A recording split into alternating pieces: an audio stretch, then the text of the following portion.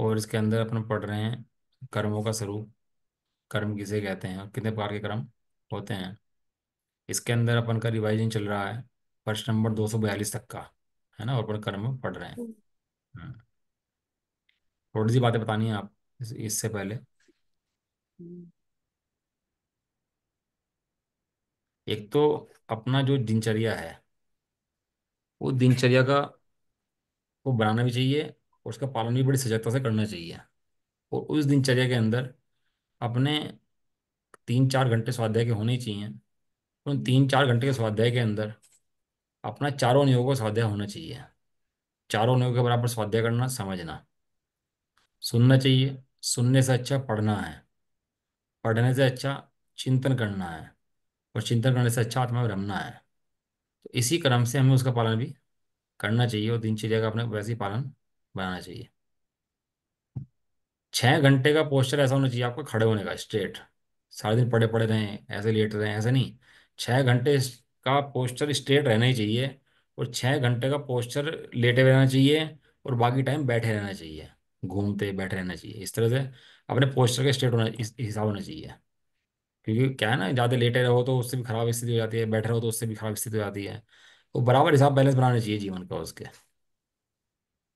दूसरी एक चीज बात हो रहा है इसके अंदर, एक पानी की पट्टी होती है। पट्टी है, सूती पट्टी, कपड़े की, सब घरों में होती है पट्टियाँ, चुन्नी होगी, एक पट्टी होती है। तो पानी की पट्टी कमाल की चीज़ है, ये समझ लो आप। ये पानी की पट्टी है ना, ये कमाल करती है। पूनम जी, आवाज़ आ रही है ना आपको, सुन रही हो आप? कौन कौन है क्लास में आज? हाँ जी, सुन रहे हो जी। आ रही है अंकल, ये आवाज आ रही है। आपने अच्छा करा, वो भेज दिया, अच्छा है, ऐसे स्टूडेंट होने चाहिए। करेक्शन कर दो, मुझे अच्छा लगता है ऐसी चीज़ें। करेक्शन कर दी ना आपने, मुझे आपको देख के अच्छा लगे, आप लोग पकड़ते हो कम से कम, और उसको करेक्शन कर देते हो। तो ये चीज़ ठीक है। उससे क्या है कि आपको लगता है कि आप पकड़ सकते हो, तो आप पकड़ बनाओ अध्यात्म के अंदर अपनी।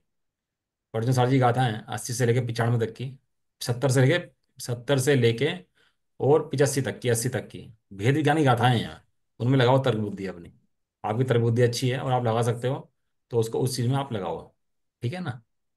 चलो, अपन लोग आ रहे थे अपने पानी की पट्टी के ऊपर। एक पट्टी एक ऐसी चीज है, 100 रोगों की दवाई है, ये समझ लो आप। आप पानी के अंदर कोई बीज गेर दो कठोर, तो पानी क्या करता है, उसको बीज को मुलायम करता है, ठंडा करता है, और उसको उपजाऊ बना देता है। 3 काम करता है, कोमल कर देता है ना उसको। उसको कोमल करता है, उसको ठंडा करता है, और उसको उपजाऊपना पैदा करता है उसके अंदर। पानी के गुण हैं इसके अंदर ये पानी के अंदर 3 गुण है, जैसे अग्नि के अंदर गुण है ना। अग्नि के अंदर गुण है, उसके अंदर अग्नि के अंदर 3 गुण हैं। दाहक, पाचक, प्रकाशक। 3 काम करती है अग्नि। प्रश्न सार जी के अंदर है ये बात।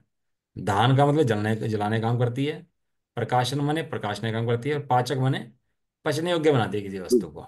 ये अग्नि काम है। जल के 3 काम है। जल कोमल करता है, शीतल करता है, उपजाऊ बनाता है। अपनी कोई भी बीमारी होती है तो हमने जो अंदर में है ना, हड्डियां हैं, नसें हैं, मांस है, तो सख्त हो जाता है।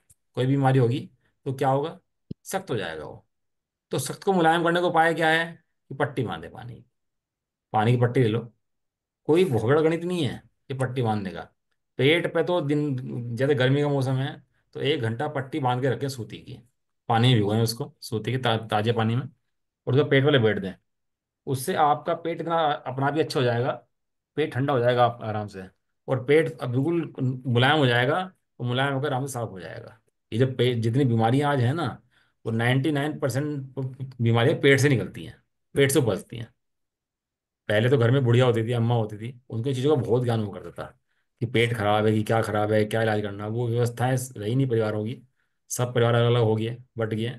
और बुजुर्गों को भी ज्ञान रहा नहीं उस तरीके का, काल के दौर से। तो उस तरह ज्ञान ना होने से वो अज्ञानता में जीव को बीमारी बन जाती है, और बीमारी बढ़ती रहती है, बढ़ती रहती है, बाद में बीमारी को बहुत दुख देती है। पहले क्या होता है, बच्चे को 10 लग जाते थे। कितने छोटी सी बीमारी है, 10 लग गई बच्चे को, तो बच्चे को खाट के पाए पे बैठा देते थे। क्यों खाट के पाए पे क्यों बैठा देते बच्चे को? कहते खुड्डी गिर गई इसकी। सुना किसी ने? नहीं सुना? अम्मा जी है क्लास में? नहीं है आज? हाँ, अम्मा जी हैं आज। सुना होगा बुजुर्गों ने तो, खुड्डी गिर गई, सुना किसी ने? नहीं सुना? कोई हाँ ना, नहीं सुनते आप लोग, बताओ। कमाल हो गया नहीं, मतलब। हमने तो नहीं सुना। एक खुड्डी गिर जाती थी ना, तो पीछे की हड्डी होती है, खुड्डी नीचे की रीढ़ की हड्डी, वो सर जाती थी, तो उसके सर में से दस्त लगते रहते थे, और जब तो खुड्डी ठीक नहीं होगी, तुम डॉक्टर का हजार इलाज कराओ, तो इलाज ठीक नहीं होगी खुड्डी। वो पीछे नहीं होती थी भैया, नाभि के पास होती थी उसको, ना जो बोलते हैं उसको, तो धन उसको क्या धन बोलते करते। हैं, धन धन बोलते हैं उसको, नाभि के आसपास होती है वो। रीढ़ अच्छा। की हड्डी पे नहीं होती वो, अगर चली जाए तो दस्त लगते रहते हैं। और उसको आप क्या उसको करते थे। खुड्डी बोल रहे हैं, समझ ही नहीं पा रहे क्या बोल रहे हैं, खुड्डी क्या होता है। धन हाँ, बोलते हमारे हैं यहाँ हो उसको। सकता है आप क्या कुछ और बोलते हो, हमारे यहाँ खुड्डी बोलते हैं। धन बोलते हैं हम लोग उसको, धन। धन। हाँ, हाँ। धन है और वो वास्तव में। नाभि के पास होती है वो। तो जरा उसको जरा क्या, सा दब जाए ना तो दर्द होते हैं उसको। तो तो उसको खाट के पाए में बिठा देते थे, और खाए के खाट के पाए पे बैठने से वो ठीक हो जाता, दस्त कर, वो बताओ कितनी छोटा सा बीमार इलाज था उसका, एक बड़ी बीमारी का। लेकिन वो समझ में किसी को आती नहीं है चीजें अब जा। नाप सरक गई, खुड्डी गिर गई, ये तो बहुत छोटी चीजें थी, जिनको बड़ी बड़ी बीमारियां बना दिया आज। हमारे खतौली में मास्टर जी थे। मास्टर जी के क्या हुआ कि उनकी थोड़ी सी ना हड्डी गड्ढे प्रॉब्लम हो गई, तो चलना मुश्किल हो गया उनसे। तो चलना जब मुश्किल हो गया उनसे, तो थोड़ी बीमारी बढ़ गई, अब चल नहीं पाए, बिस्तर पे बैठ गए, फिर और नहीं चल पाए और बिस्तर पे बैठ गए। तो आप ध्यान रखना, जब भी हमें बीमारी होती है ना, यदि हमने शुरू में काबू में कर लिया तो कर लिया, वरना धीरे धीरे धीरे धीरे आप दवाई भी खाते रहोगे तो बीमारी बढ़ती रहेगी, बढ़ती रहेगी, बढ़ती रहेगी, एक दिन प्राण ले जाएगी। मैं भाई साहब के साथ गया उनके घर पर, मास्टर जी के चाचा जी के घर पर। वो हमें पाठशाला पढ़ाया करते थे पहले, बचपन से ही बहुत पाठशाला पढ़ाई उन्होंने, और बहुत बच्चे पढ़ाए उन्होंने वहाँ खतौली से। मतलब 500-700 बच्चे ने पढ़ा दिया उन्होंने अपनी क्लास के अंदर। हम भी उनमें से पढ़े हुए हैं। तो हम लोग गए उनके घर पर, तो चल नहीं पा रहे थे, सोफे पड़े हुए थे। तो भाई साहब ने कहा खिसक के चलो, रेंग के चलो, कैसे भी चलो, ये चलना है, किसी भी तरह खड़े होना है, तुम्हें कोशिश करे खड़े होना है, तुम ये मन में सोच लेना कि मैं चल नहीं सकता, यही बीमारी है बस तुम्हारी। बीमारी से लड़ना है उससे, दवाइयों से नहीं। दवाई से लड़ना, कैसे लड़ना है, अपनी सेल्फ डिफेंस पैदा करके लड़ना है उस बीमारी से। और अपन लोग क्या करते हैं, थोड़ी बीमारी बढ़ जाती है तो अपन और गिर जाते हैं, और बढ़ती है तो और गिर जाते हैं, और बुढ़ापे में तो खास तौर से चीज होती है। जब थोड़ी उम्र बढ़ जाए ना तो खास तौर से चीज हो जाती है। तो थोड़ा उस चीज का ध्यान रखें अपन लोग, कि बीमारी जब भी आए तो उसे लड़े उस बीमारी से, डिफेंस ना करें उस बीमारी को। दोष रक्षण प्रवृत्ति और रोग रक्षण प्रवृत्ति, क्या कहा बताओ दो चीजें। दोष रक्षण प्रवृत्ति और रोग क्या कहते हैं, रोग वो रक्षण, रक्षण प्रवृत्ति। डॉक्टर साहब क्लास में बैठे, डॉक्टर साहब, ये डॉक्टर को मानते नहीं बातों को।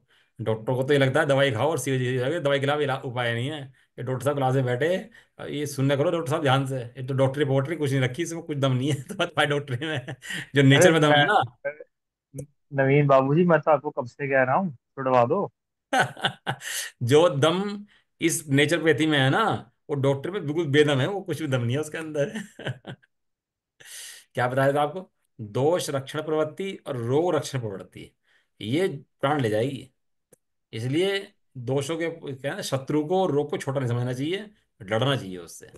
जो लड़ोगे उससे ताकत बढ़ेगी, और ताकत बढ़ेगी तो समाधि कर पाओगे, नहीं तो समाधि के समय कहाँ पाए जाओगे। हॉस्पिटल। हॉस्पिटल में वो बेहोश कर देगा, इंजेक्शन लगा देगा, और बेहोश होकर पड़े रहोगे उसके अंदर वहाँ, और इंजेक्शन ठोक करके तुम्हारी भी समाधि होने से रही, और उसके भी मजा आ गया, उसे पैसे मिल गए, और तुम्हारी छुट्टी हुई, एक कूदे में उड़ जाएगा। तैयारी करो जी किसकी, समाधि की तैयारी करो। समाधि की तैयारी माने रोगों से लड़ना, दोषों से लड़ना। इसका नाम समाधि की तैयारी है। कोई लड़ाई बाद में शुरू नहीं होगी जब 60-70 के हो जाएंगे। ये लड़ाई कब शुरू होगी, कि जब अभी हैं, अभी से। लड़ाई अभी शुरू होगी, आज से शुरू होगी लड़ाई।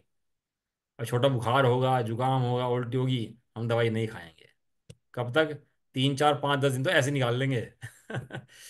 ये बुखार बुखार मियादी होते हैं सब, कुछ नहीं होता है इनके अंदर, 3 दिन 5 दिन, ये सब मियादी बुखार होते हैं, मियाद लेके आते हैं। दवाई खाओ तो भी उतने दिन में ठीक होगा, और नहीं खाओ तो भी उतने दिन में ठीक होगा वो। और हाँ, दवाई खाने से हमें लगता है कि नहीं नहीं दवाई खाने से ठीक हुआ है, ऐसा नहीं है। तो इसी बीच भैया किसी की आयु जो हो गई, बंद हो गया, आयु क्षीण हो गई तो वो मर गया, तो कहेंगे लोग डॉक्टर दिखाने ही नहीं गए। और खाओ मत खाओ दवाई, ये सोचो आप। और जो पूरे घर वाले अपने को दोष दे रही हैं। और वो तो बात ठीक है, लेकिन इसका ये बात आपकी सही है, लेकिन इसके बारे में दो बातें हैं देखो। मरेगा तो हॉस्पिटल में जाकर भी, ऐसे नहीं, वहां नहीं मरता, हाँ। लेकिन नहीं। वहां दोष नहीं देता कोई। लेकिन यहाँ अपने घर में मर जाए हाँ। तो बहुत दोष देता है। लेकिन ऐसे हाँ। में अपना हृदय इतना स्ट्रोंग रखना, कि दुनिया भले ही चाहे जो कहे, मुझे जीव के कल्याण से मतलब है, मुझे दुनिया से मतलब नहीं है। दुनिया कहे खूब बातें कहे, मुझे उनसे कोई लेना देना नहीं है। बात चल रही थी पानी की पट्टी की अपनी। तो पानी की पट्टी को भिगो करके पेट में बांधो 1 घंटा डेली। और दूसरी बात, खाना एक टाइम खाओ, दूसरे टाइम हल्का रहो बहुत। सुबह को जूस वगैरह ले लो, फल ले लो। और दोपहर में खाने के टाइम खा लो, अच्छा खा लो, कोई बात नहीं है। जब एक टाइम खाओगे तो भूख अच्छी लगेगी और पेट भी अच्छा साफ होगा आपका। अब देख लेना, जब एक टाइम खाओगे तो भूख ऐसी खुल के लगेगी, एक टाइम के साथ 2 टाइम करके ले लोगे आप। और एक टाइम खाने से शाम के लिए पेट हल्का होगा, उससे अगले दिन सुबह आपका 2 मिनट के अंदर पेट साफ हो जाएगा। बिना पानी पिए, बिना कुछ खाए, बिना कुछ प्रेशर बनाए कितनी देर लगेगी? 2 मिनट की लगेगी। और जो व्यक्ति की स्वस्थता देखनी हो ना, व्यक्ति कितना स्वस्थ है, तो जितनी जल्दी उसका पेट साफ हो जाए और बिस्तर पे लेटते ही जितनी जल्दी नींद आ जाए, व्यक्ति उतना स्वस्थ है। सही।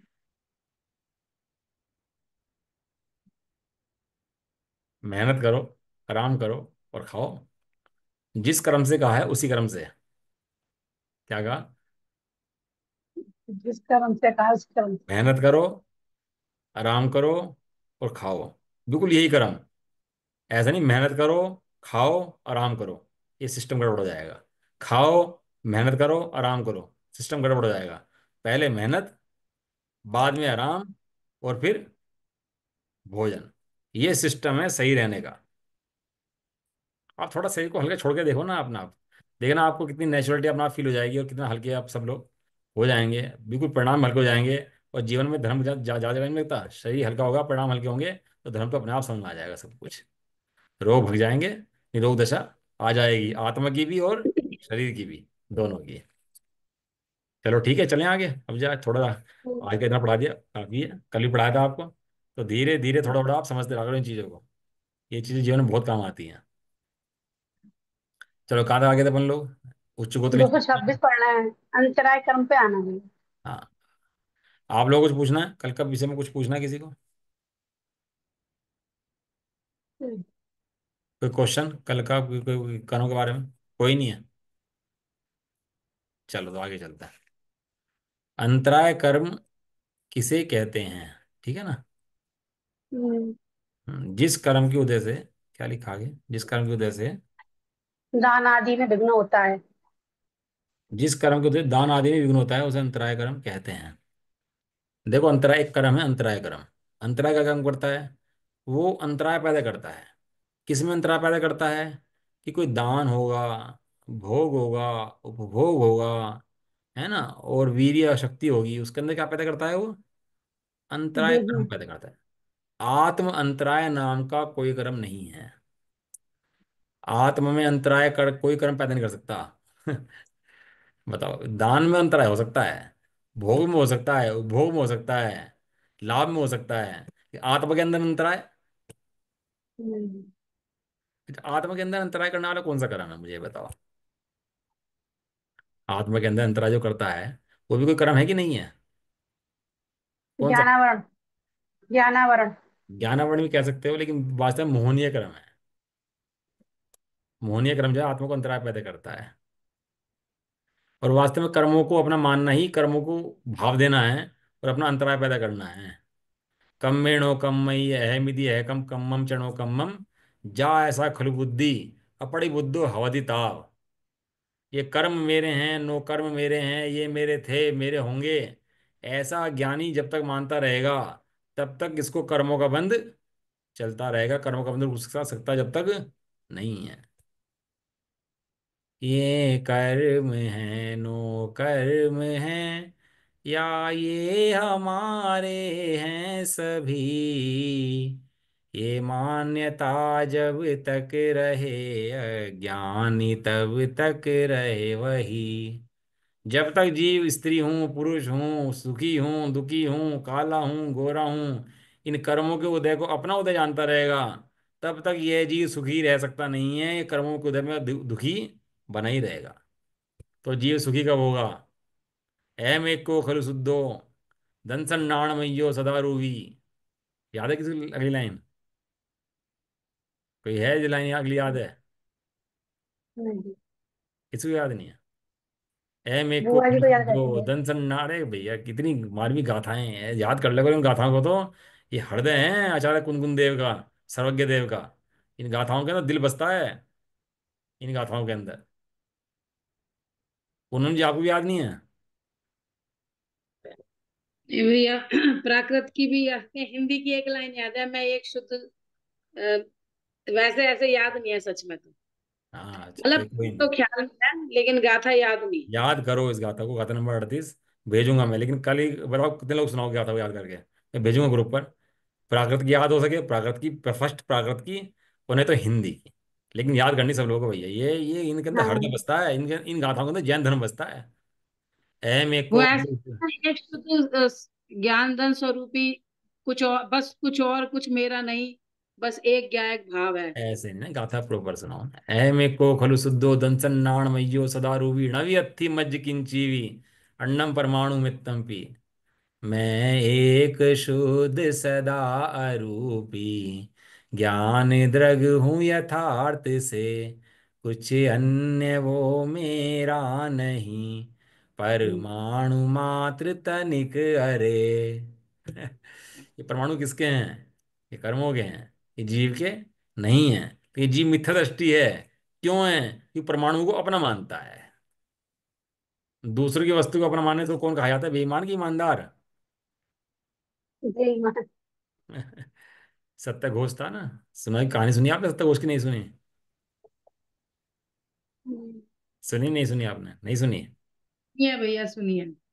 उसका दोस्त था, वो कहीं बाहर जा रहा था, और अपने रत्न दे गया सत्य घोष के पास। मंत्री था वो राज्य के अंदर, सत्य घोष, वो बहुत प्रसिद्ध था सत्य घोष के नाम से, ईमानदार है भैया ऐसे हैं। वो दे गया। जब वापिस आया रत्न मांगने के लिए, तो मना कर दी, भाई मेरे पे तेरे को रत्न नहीं है। बेचारा राज्य में गया, भागा भागा, है कि जी ये तो मेरे रत्न नहीं दे रहे। तो उसे वहां पे राज्य में पागल घोषित कर दिया। ये पागल है, ये बार बार एक ही बात कहता है, मेरे रत्न नहीं दे रहे, मेरे रत्न नहीं दे रहे, ये सब कुछ मेरे रत्न नहीं दे रहा। लेकिन मैं कुछ लेके नहीं गया। और चार गफा और पैदा कर लिए अपने, ऐसी अपने जैसे, कि मुझे कोई नहीं दे के गया। और वहां पर गया तो रत्न दिए नहीं, और राज्य में पागल घोषित कर दिया। अब वो आ गया वहां पर जाकर कि वो बेचारा पागल हो गया, पागल की भांति बर्तन करने लगा।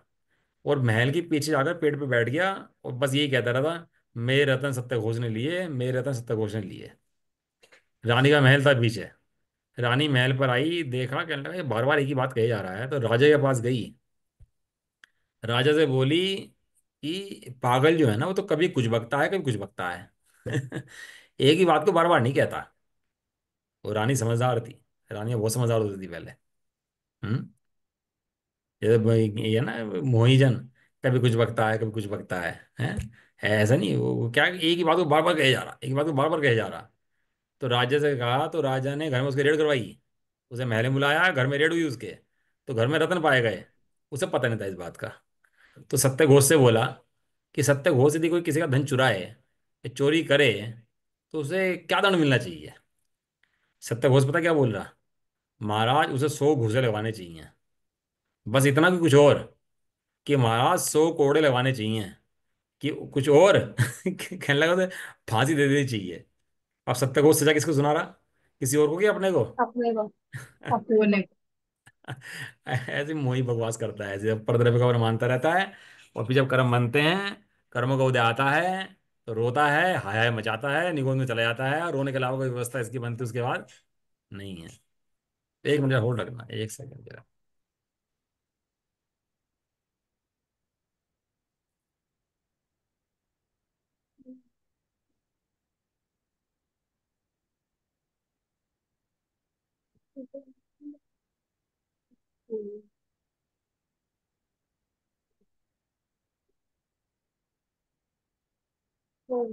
अरे भाई, आ रही भैया।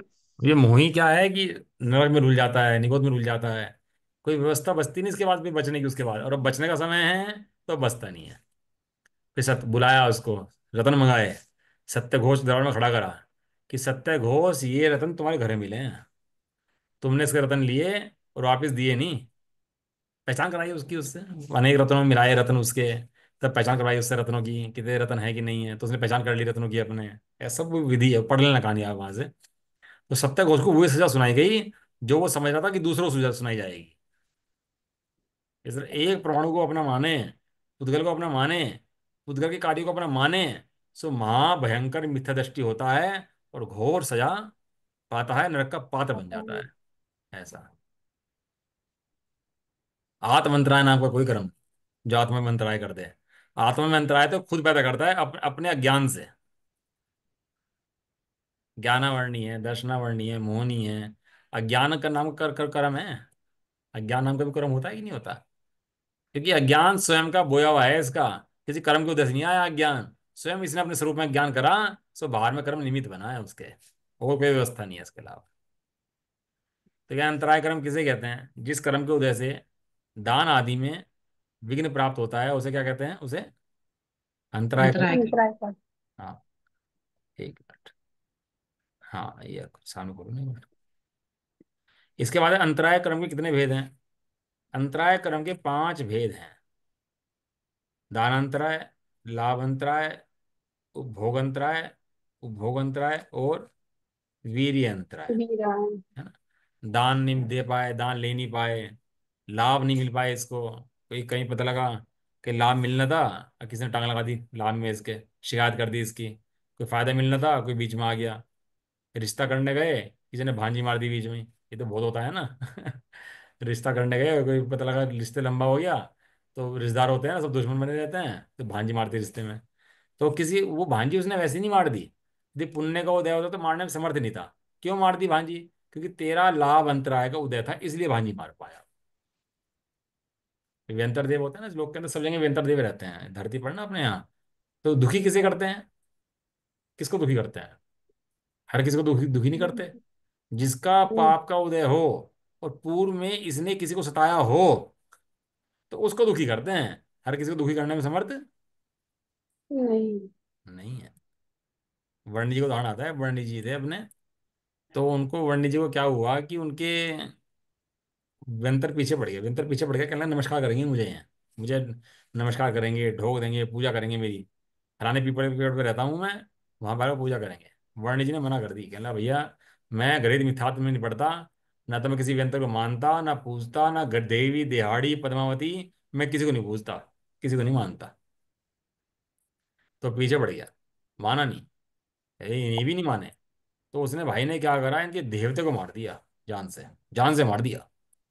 और देवता मिला टंकी के ऊपर, पानी की गेहूं की टंकी के ऊपर पड़ा मिला इनका देवता।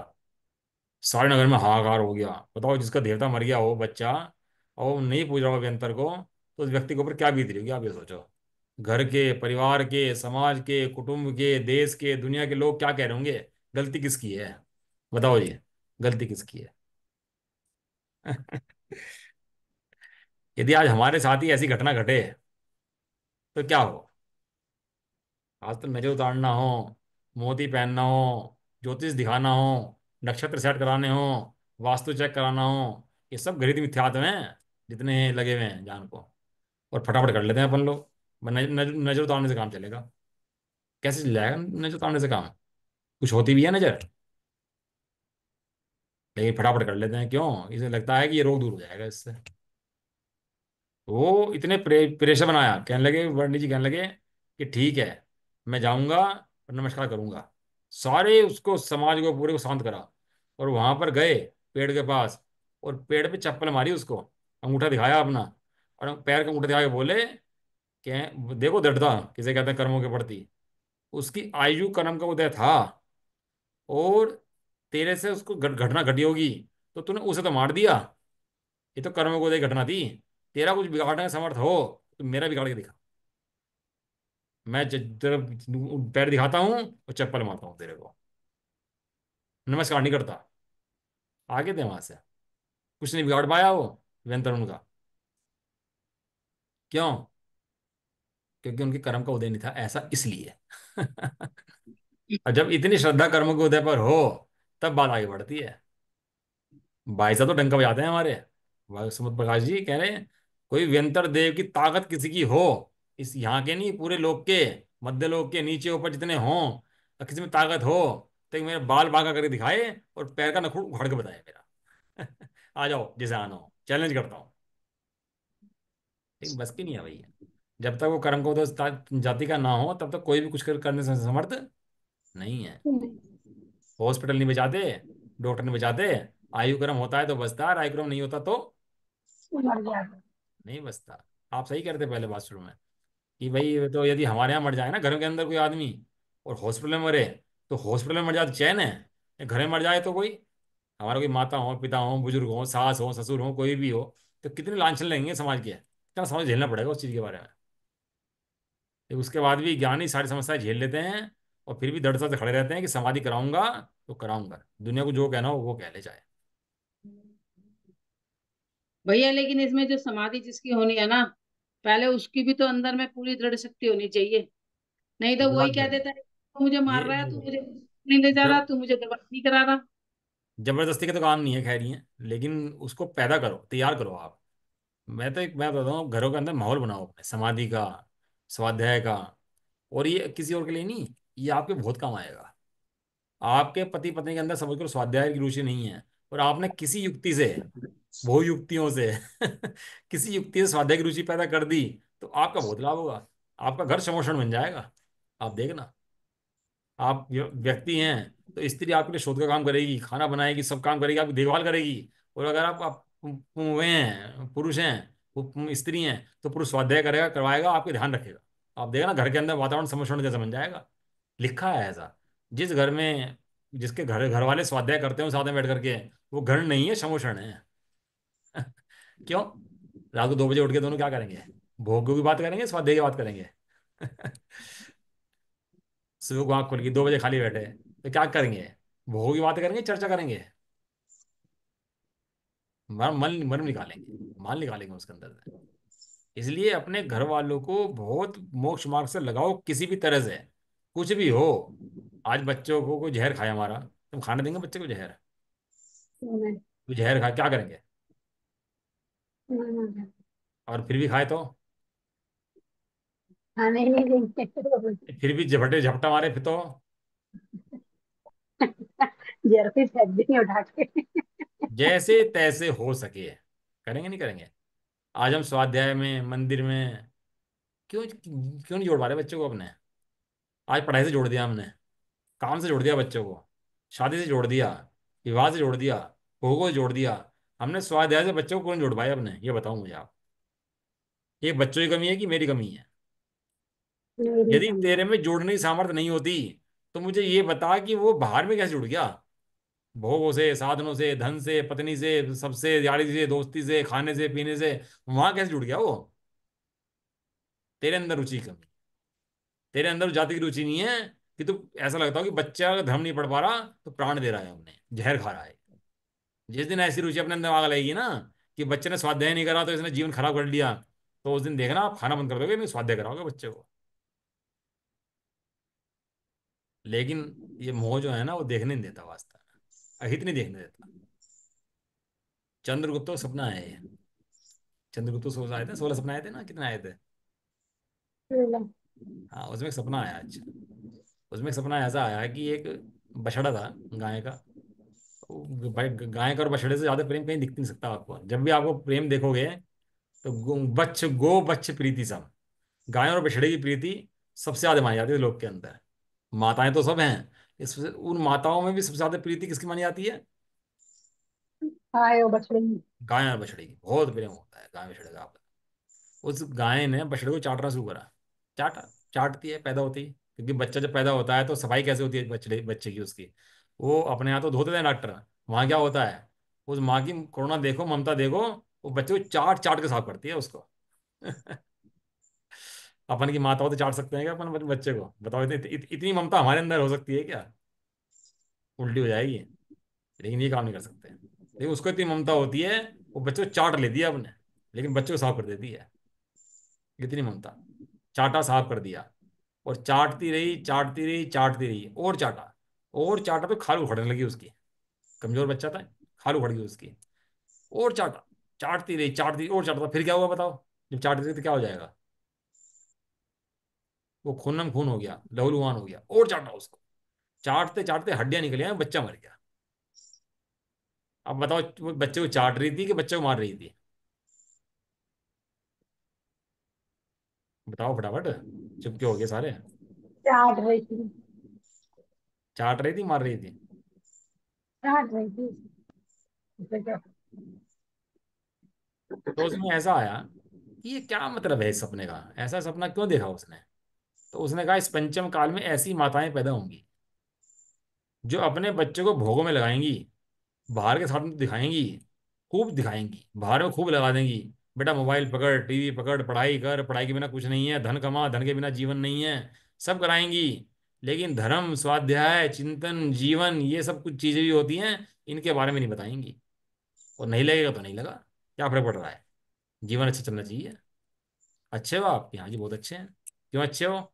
खाना अच्छा चल रहा है, रहना अच्छा चल रहा है, पीना अच्छा चल रहा है, सब तो अच्छा चल रहा है हमारा। सब तो अच्छा ही है ना। बताओ अच्छा है कि नहीं है?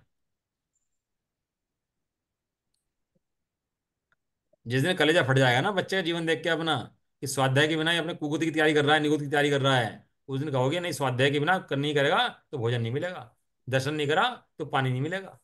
उस दिन शब्द निकलेंगे। जिस दिन आत्मा दिखाई देगा और आत्मा के आधार से धर्म ज्ञान दिखाई देगा, उस दिन शब्द निकल आएंगे अंदर से। जल्दी कर नहीं सकते ये शब्द। आप ज्ञानियों का करना समझो कि कैसे आचार्य कुंदकुंद ने शास्त्र लिखे होंगे, और टोडरमल जी ने जान दे करके अपने शास्त्र दिए होंगे हमें। क्यों दे दिए? तो जान ना देते ना, क्या फर्क पड़ रहा था? जान की, किस जान की कीमत पर शास्त्र हमें मिले और क्यों मिले? उन्होंने आत्मा देखा था ना जीवों का, तो उन्हें जीवों के प्रति करुणा थी। तो एक आएगा लेकिन अपना हित करके जाएगा, एक भी आएगा ना, उसके लिए शास्त्र की रचना हुई है।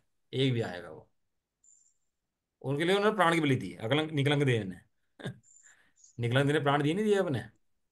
क्यों दिए? ना देते, मान लेते ना। लेकिन नहीं, हमें प्राण नहीं चाहिए, हमें धर्म चाहिए। वे कहते नहीं थे, वे ऐसा मानते थे। और हम भजन गाते हैं और कहते हैं, लेकिन ऐसा मानते नहीं है। और ये मैंने उदाहरण आपको दिखा दिया प्रत्यक्ष। क्यों नहीं बच्चों में धर्म जा रहा? क्यों दीपक से दीपक नहीं चल रहा? क्यों ट्रांसफर नहीं हो पा रहा? सारा धन ट्रांसफर तो हो गया, प्रॉपर्टी पूरी ट्रांसफर होगी, हुई नहीं हुई प्रॉपर्टी ट्रांसफर? बताओ जी। बस स्वाध्याय तो हो लिया आज, मुझे ये हुआ बस। क्यों पूनम जी? प्रॉपर्टी पूरी ट्रांसफर बच्चों को होती नहीं होती? एक एक पैसा गिन गिन के मरने से पहले ट्रांसफर कर जाते नहीं जाता? कितनी एफडी पता है, पड़ी, कितनी क्या पड़ा, कितना क्या पड़ा, ट्रांसफर करता नहीं करता? हम पे है ही नहीं तो हम, मुझे पता ही नहीं इस बात की, मालिक जाने हमारे। मैं तो एक सामान्य बात कर रहे हैं हम, किसी पर्टिकुलर किसी व्यक्ति की बात नहीं कर रहे। आप ना अपने ऊपर लो इस बात को, ना मैं किसी पर्टिकुलर व्यक्ति की बात कर रहा हूँ। मैं तो अपनी दशाएं बता रहा हूँ, मैं अपनी दशा बता रहा हूँ इसके अंदर, कि सबकी दशा ऐसी प्रॉपर्टी एक ट्रांसफर। और जो धर्म के संस्कार हैं, स्वाध्याय हैं, जो शास्त्र हैं, जो आचार्य देव शास्त्र लिख के गए, वे कितने ट्रांसफर हुए और कितने सुरक्षित हुए, ये बता भाई। हम तेरे से गणित ये नहीं पूछेंगे कि तू धन कितना कमाया, कितना देके गया। हम तेरे से ये पूछेंगे कितने शास्त्र छपे थे, कितने तूने जीवन में अपनाए और कितने आगे देके गया। हम तेरे से ये पूछेंगे कितनी परंपराएं तुझे मिली और कितनी परंपराएं तूने आगे ट्रांसफर करी। हम तेरे से ये पूछेंगे कितनी परंपराओं को भैया, तूने धारण करा और कितनी परंपराओं की तूने सेवा करी। हम तेरे से ये पूछेंगे। क्या कह रहे? मुझे भैया ऐसा लगता है कि पैसा भी ट्रांसफर कोई नहीं करना चाहता, अगर उसके बस में हो ना, उसको वो एक पैसा साथ ले जा सके। कोई नहीं देता, देगा अपने बच्चों को एक पैसा भी? वो तो मजबूरी है, जा ही नहीं सकता, छोड़ के ही जाता है, तो वो फिर जो होते हैं बाद में वो सब ले लेते हैं, जिसके कब्जे में जो जितना वो है। सुरक्षा तो करता है ना, उसके उसके लिए सुरक्षित करके रखता है, ले जाता है। लेकिन भैया शास्त्र खोलो, शास्त्र पढ़ो, और पुरानी रही परंपराएं धरोहर हैं, संस्कार, उनको धर्म पढ़ो। धर्म के संस्कार भी हम जितना भी चाहे देने चाहे, सामने वाले की भी तो लेने की इच्छा होनी चाहिए ना। हमारे ऐसे यो नहीं ऐसी नहीं, चीज तो है नहीं, उठा देने के की इच्छा नहीं। वो गोलगप्पे। सुनो, वो धन्य कुमार का जी, वो चरणों में लिपट गया मुनिराज के, कि नहीं महाराज जी वही आ लेके जाओगे। वही तो मतलब बात कह वहां रही हूँ पर, उसकी ना। नहीं नहीं, लेने वाले तो जा ही रहा था, लेकिन देने वाले ने लिपट गया। हम बच्चों में संस्कार क्यों नहीं जाएंगे? अच्छा ये बताओ आप। यदि हम चाहेंगे बच्चों में संस्कार नहीं जाएं, तो बच्चा तो हमारा अपना ही है ना। आज हमारे मम्मी ने शुरू में नियम दे दिया पहले ही, कि भैया यदि मंदिर दर्शन करके नहीं आए तो पानी नहीं मिलेगा, खाने ना खाना मिलेगा। शुरू से ही, बचपन से ही घर में हमारे पहले से संस्कार थे कि यदि दर्शन नहीं करे तो खाना भूल जा, पानी भूल जा, सब भूल जा तू। ये बचपन के संस्कार है, बता रहा मैं आपको, शुरू के। अब खाना दर्शन कराए तो खाना मिलेगा, नहीं मिलेगा। अब बताओ दर्शन करने पड़ेंगे नहीं करने पड़ेंगे? कंपलसरी हो ही नहीं हो गया? अब अगर वही माता बिना दर्शन करे खाना दे दे, तो बच्चा दर्शन को इंपोर्टेंस देगा कि खाने को इंपोर्टेंस देगा? ये बताओ आप। ये आपको खुद सोचना है कि कैसे उन मार्गों से रास्ता निकालना है और कैसे धन को ट्रांसफर करना है। ये आपको खुद सोचना है इस बात के बारे में, किसी और की बात नहीं कर। चलो ठीक है ना, आप लोग बहुत विचार करो, धर्म के शास्त्र खोलो, पढ़ो, गाथाएं पढ़ो। वो गाथाएं भेजूंगा आपको, 38 नंबर गाथा, उस गाथा को याद करो। कल वो गाथा आप लोग सुनाओ। और नियमावली आपने अब तक नहीं भेजी मुझे अपनी। या तो एक काम करता हूँ, मैं बना के भेज देता हूँ अपनी, मैच कर लो उससे आप, जो डिफरेंस हो निकाल देना अपने आप, या फिर आप बना के भेज दो। तो पहले बीच में हम लोगों ने भेजी थी ना, ललित जी ने, मैंने, अजय जी ने, सबने भेजी थी। दोबारा भेज दो, कोई बात नहीं, अब याद नहीं रही। ठीक है। ठीक है ना, भेजो भैया आप लोग सब लोग। और शास्त्रों को, पुराने शास्त्र जो है ना, अपने जो मूल शास्त्र हैं, गुम्मट सारे शास्त्रों को खोल कर हम देखो तो सही, फिर उनका तो भरा क्या पड़ा है, एक बार पन्ने तो पलटो उनके एक बार। या पन्ने तो खुले उनके एक बार, मतलब पन्ने नहीं खुल रहे तो माल मिलेगा कैसे? रसोई में घुसोगे तब तो खाना बनेगा, और रसोई में घुस ही नहीं रहे तो खाना कहाँ से सही बनेगा? बात है। घुस जाओ रसोई के अंदर एक बार। ये आचार्य की रसोई है, इस रसोई के अंदर पकवान बनते हैं आत्मा के, शुद्धात्मा के, ये आचार्य देव की बनाई हुई रसोई है। ये शास्त्र नहीं है, ये पकवान है। जैसे रस का लोलूपी रसोई में भागता है, ऐसे आत्मा का लोलूपी शास्त्रों में भागता है। शास्त्र ही है उसका। चलो, अंतराय क्रम में पढ़ रहे थे इसका ना, अंतराय क्रम के दान, भोग, लो, लाभ, भोग, ये 5 अंतराय होते हैं। और सब उनका संबंध बाहर से है, उनका कोई संबंध आत्मा से नहीं है। जो बाहर में भोग में अंतराय कर दे, लाभ में अंतराय कर दे, उसको ही अंतराय क्रम कहते हैं यहाँ पर। वास्तव में आत्मा में अंतराय करे, उसका नाम वो अंतराय क्रम नहीं है। ठीक है ना? हम्म। कौन सा क्रम है ये घाती की घाती है? ये घाटी। ये है। घाटी। हाँ, ये घाती क्रम है। आत्मा में गुणों को घातता है। तो आत्मा में गुणों को घातता है वो निश्चय से, तो वास्तव में आत्मा घात करता है, उसका अनंत पुरुषार्थ पकड़ नहीं होने देता। आत्मा कैसा है? अनंत पुरुषार्थ का धनी है। अनंत पुरुषार्थ क्यों है आत्मा के अंदर? क्यों अनंत पुरुषार्थ है? क्योंकि आत्मा भूतकाल की पूरी पर्याय जानता है, भविष्यकाल की सभी जानता है, और अपने आत्मा की पूरी पर्याय जानता है, अनेक द्रव्यों की, सब द्रव्यों की पूरी पर्याय जान। ज्ञान की क्या दिव्यता जाने नहीं यदि सभी को, गाथा है प्रजनसार जी की। ये आत्मज्ञान प्रमाण है, और ज्ञान गे प्रमाण है, गे लोका लोक विधि सर्वगति है, ज्ञान है। इसलिए अनंत पुरुषार्थी है ये। अनंत बताओ, जो नहीं, जो बीत चुका अनंत काल पहले, वो भी ज्ञान में आ जाएगा। जो अनादिकाल आने वाला है, वो भी ज्ञान में अभी अभी के भी आ जाएगा। ये अनंत पुरुषार्थी है स्वभाव। लेकिन उस ये स्वभाव को वो पकड़ नहीं रहे सर। ये भैया जो आधा ज्ञान प्रमाणम ज्ञान गे प्रमाणम। हाँ, अच्छा है, याद है आपको। आदा नाण प्रमाणम, नाणम गे नेण प्रमाणम। और वो उस लाइन मुझे याद है इस उसकी, वो भी याद नहीं आ रही है तुमसे। दूसरी लाइन में यही, इसलिए जो आत्मा है वो सब ज्ञान, उसका ज्ञान प्रमाण है, हाँ, मतलब वो सारा सर्व ज्ञान। सर्व सर्वगत है ये लोका लोक ऐसे। हाँ, इसलिए आत्मा सर्वगत है। हाँ, इसलिए आप तो सर्वगत है, वो गाथा है। नाणम नहीं प्रमाणम, ऐसी भी गाथा है उसकी। चलो बढ़िया है। आप प्रजन सार जी की बहुत अच्छी गाथाएं हैं। आप यदि चाहो तो प्रजन सार जी शास्त्र ग्रंथ लगा लो स्वाध्याय में अपने पर्सनल, तो बहुत सुंदर सुंदर गाथाएं इस तरह की हैं। ठीक है। चलो, निज निधि निज में बता दी। ये बताइए अनंत उपकार है इसके लिए जी, अपनी माँ को वंदना सतवारी। नवाणों का।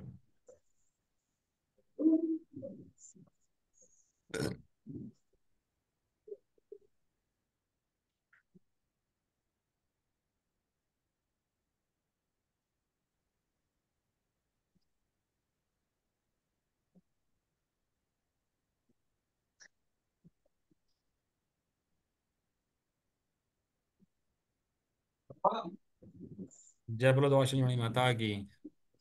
जय हो। जय हो। महान जैन धर्म की। जय जय हो। हो। एक साथ बोलिए। जय जिनेन्द्र। जय जिनेन्द्र, को सभी जय। को जय क्लास जिनेन्द्र। एंड कर दो।